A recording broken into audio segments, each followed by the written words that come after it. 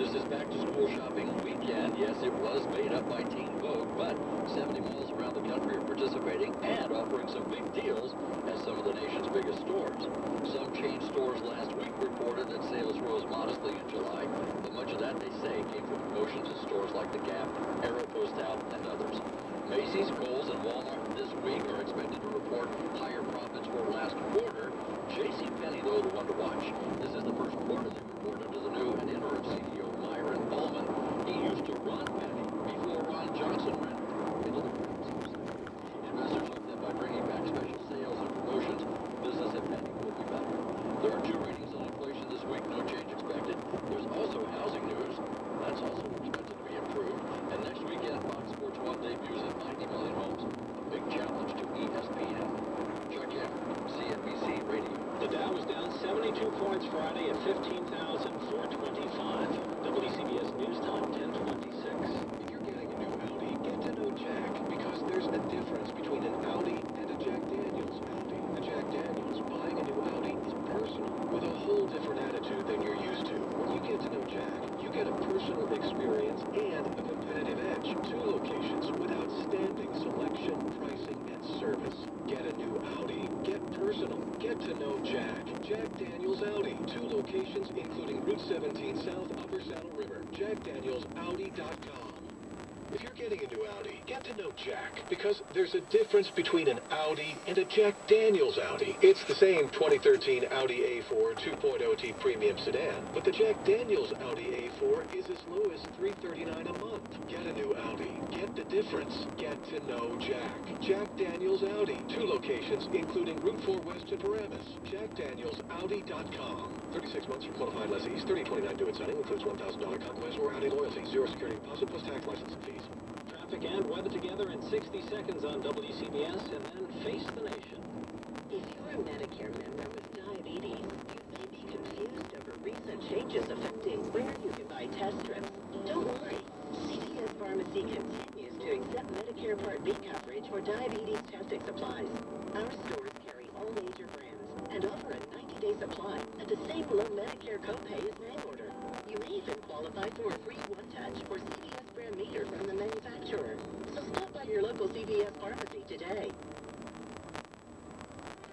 Once upon a time, in a not-so-distant suburb, a handyman set out to put up a mailbox. The new cottage owners were anxious to get everything ready for their wicked step-parents' visit. Once, twice, thrice he drilled, and as he dug, sparks began to fly, and the village went dark. The moral: to avoid a grim situation, always call 811 before you dig. Learn more at call811.com. WCBS News Time, 10:28. Traffic and weather together ahead of Face the Nation is sponsored by the Book of Mormon on Broadway. Here's Ken Daniels. On the northbound BQE, the heavy going Cadma Plaza into the Brooklyn Bridge. You got those exit ramp closures, and the Brooklyn Bridge closed on the inbound side, and the FDR exit ramps are shut down as well. Across the Hudson, minor delays at the Holland Dickett and the George Washington Bridge. No major buildups yet at the George Washington Bridge. Inbound will walk delays later, and also at the Cross Bronx and the Major Deegan with the Yankees and the Detroit Tigers at the stadium just after 1 o'clock. Central New Jersey, we've had some big backups on the New Jersey Turnpike, multi-mile delays. Southbound into exit 9 because of a construction project set up in at least 2 lanes. Here's the latest from the WCBS Weather Center. Partly sunny and nice this afternoon with low humidity and a high of 83 degrees. Tonight, partly cloudy, lows ranging from 58 in the Hudson Valley to 68 in Midtown. Tomorrow, clouds and sunshine, a bit more humid with a shower or thunderstorm in the area, and a high of 83 degrees. It's sunny and 71 in Central Park. Ben Brantley of the New York Times says the Book of Mormon is the best musical of this century. Winner of 9 Tony Awards, including Best Musical. The Book of Mormon, now playing at the Eugene O'Neill Theater. Tickets available at collecharge.com. I'm John Metaxas. Face the Nation is next. WCBS News Time, 10:30. Today on Face the Nation, the president says Americans need to know more about National Security Agency spy programs, and he's going to tell them. It's not enough for me as president to have confidence in these programs. The American people need to have confidence in them as well. We'll hear from some top intelligence officials as to why they shouldn't be changed, including the top Democrat on the House Intelligence Committee, Doug Cooper's person, Republican Congressman Peter King of New York, and the former General Michael Hayden. Plus, what's next for U.S.-Russia relations now that the president has canceled his upcoming meeting with President Putin? We'll have analysis from Raji Chandrasekaran of the Washington Post, Eric Schmidt of the New York Times, and CBS News State Department correspondent Margaret Brennan. And we'll look at another story that rocked Washington, the sale of the Washington Post. We'll talk about the future of newspapers with former Washington Post editor Lynn Downer, former New York Times editor Bill Keller, and John Harris, editor-in-chief of Politico. There's a lot to cover, but this is Face the Nation.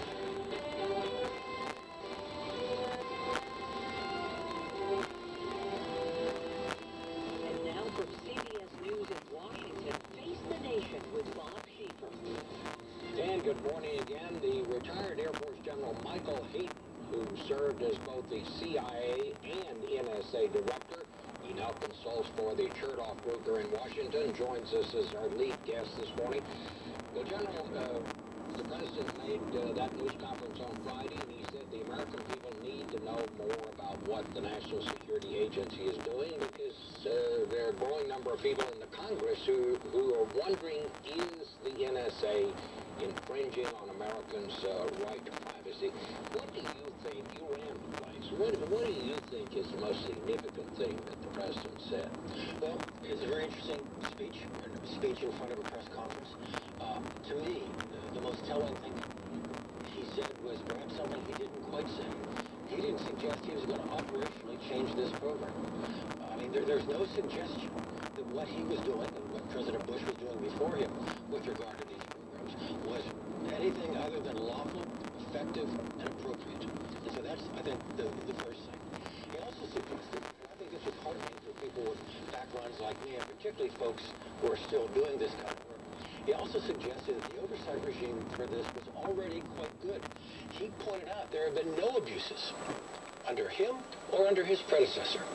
But he does have this issue of confidence, this issue of transparency, and so the president is trying to take some steps to make the American people more comfortable about what it is we're doing. That's going to be hard because, frankly, Bob, some steps to make Americans more comfortable will actually make Americans less safe. Well, you know, some of the privacy advocates, when they hear you say, well, the good news is what he didn't say, he's not going to change anything, that might cause them to be a little uneasy. Well, no, and if you look at the commentary on this, folks from the so-called left are a bit uneasy. They don't want a little more transparency with regard to the metadata program. They want the program stopped. I don't think it will be. Let me ask you a little about one of the things he proposed for the FISA court. This is the court that meets in secret, and any time NSA comes across something, they think we need to go in and listen in.